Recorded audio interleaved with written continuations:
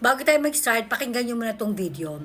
Ito lang naman yung nag-viral na AI video ng isang estudyante na hindi pabor sa impeachment case laban kay VP Sara na shinare naman ni Bato de la Rosa. Kaya itong si Bato de la Rosa, viral ngayon kasi pinagalitan ito ng kumari ko. Itigil daw niya yung pagkakalat ng mga fake news. Oh, kayo na humusga kung fake news ito. Alright, go! Pabor ka ba sa impeachment ni VP Sara? No. Bakit?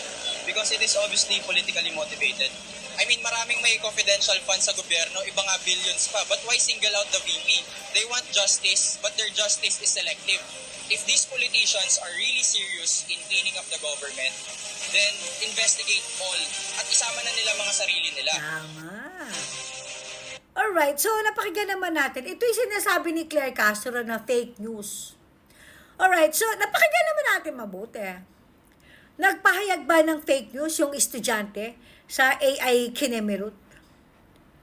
Nagpahayag lang siya ng kanyang pagkadisgusto or pag-disagree sa impeachment case laban kay VP Sara because tama naman siya eh. Kung gusto nyong imbestigahan yung confidential funds, bakit sinisingle out nyo si VP Sara? Dapat lahat. Isama nyo mga sarili nyo. Kayong mga tumutulig sa vice-presidente na may mga confidential funds din naman. Bakit hindi nyo rin bulat-latin yung confidential funds nyo? Kung gusto nyo talaga na accountability at saka transparency na sinasabi nyo. Anong fake news dito, Claire Castro? Dahil bang opinion yung nasa AI ay pabor kay VP Sara, ito ay tinatawag mo ng fake news? Yan ang hirap sa administrasyon na ito eh. Kapag pabor ka sa mga Duterte, nagpe-fake news ka. Nakita nyo naman sa House of Reptiles, doon sa CRICOM, ang pinatawag lang nila na fake news peddler di umano ay puro mga Duterte vloggers, puro mga Duterte supporters. Can you imagine that? Di ba? Asan ka nga pala nung kumalat yung balita dahil finact-check ng Universe? Okay? Ang ChatGPT na inabuso nitong si Jigger Tanco. 'Di ba? Kasi 'di ba, sobra-sobra yung paggamit na ginawa doon sa AI generated diyan sa ChatGPT na 'yan. Sa pagde-destroy, nagkakalat ng mga paninirang puri laban kay VP Sara. Parang hindi ka naman nag-ingay doon. Kumaring fake news Castro. Dahil ba ang pinagkakakalat nitong si Jigger Tanco is against Sara Duterte kaya hindi mo ito pinuna? Hindi mo siya sineban na nagkakalat siya ng fake news? Samantalang itong shinare ni Bato de la Rosa pabor kay Sara, kaya pinapatigil mo. Titawag mong fake news. Bakit? Ano bang gusto mo ikaw lang magkakalat ng fake news? Alam naman namin na ikaw yung number 1 fake news peddler sa Pilipinas. Okay? Pero sana naman, kapag ka nasa PCO ka, magkaroon ka naman ng decency sa katawan. Diba? Huwag kang masyado magpadala sa damdamin mo.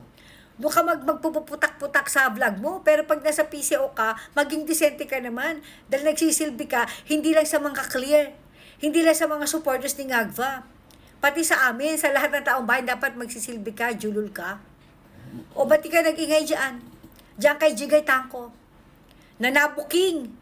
Siya pala yung nasa likod ng pagpapakalat ng mga maling impormasyon, paninirang puri kay Sara. Di ba? Siya rin pala yung may pakana, yung mga AI generated na mga nagko-comment dito sa Facebook ni Ngagva. Na, Ngagva, you are the greatest president, job well done, at kung ano-ano pa. Okay na, booking. Can you imagine, Universe. Parang yung parang flood control project. Diyos ang nag-fact check. Ito namang AI na to, ayan, Universe ang nag-fact check. Nakakaloka. Pwede ba nga rin, Claire, wag kang bitter. Nagagalit ka dyan sa video na sinani Bato de la Rosa. Samantalang, ayan, hindi ka nag-ingay doon sa balita kay Jigay Tanco. Bakit hindi niya ipatawag sa NBI yan? Siya pala yung nasa likod ng mga AI generated and eklabu sa paninira kay VP Sara. Diba? Anyway, diba? Pagka paninira kasi kay Sara, go na go kayo. Pero kapag pabor kay VP Sara o sa mga Duterte, galit na galit kayo. Diyos kumari, kababaeng tao mo, napakawalang yamo. Kaloka ka.